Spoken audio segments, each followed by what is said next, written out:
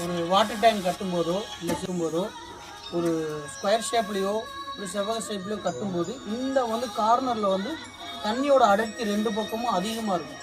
இந்த அடர்த்தியை ஈக்குவாலிட்டி பண்ணுறதுக்காக 4 பக்கமும் இந்த ஸ்பேசஸ் கொண்டு வரணும். அது மட்டும் இல்லாமல் கீழே வந்து கார்னர் தான் தண்ணி லீக்கேஜஸ் அதிகமாக இருக்கும்.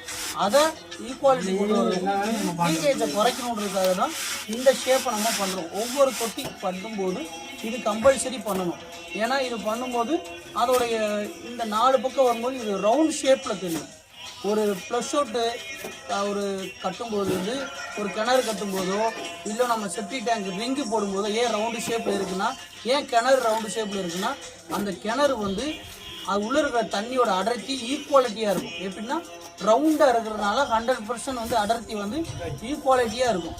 ஸோ இந்த இதே ஸ்கொயர் ஷேப்பில் வரும்போது உள்ளே இருக்கிற தண்ணி வந்து கரெக்டாக அடர்த்தி வந்து ஒவ்வொரு இடத்துக்கும் ஒவ்வொரு ஷேப்பில் இருக்கும். ஸோ அந்த அடர்த்தி தண்ணியோட அடர்த்தியை ஈக்குவாலிட்டியாக கொண்டு வரதுக்கும் தண்ணி லீக்கேஜாகவும் இருக்கிறதுக்கும் கார்னர் இந்த பேட்டர்ன் பண்ணணும். சரிங்களா? கம்பல்சரி இப்படி பண்ணாதான் ஃபியூச்சர் அடுத்தடுத்து வரும்போது லீக்கேஜ் ஆகாமல் இருக்கும். தேங்க்யூ.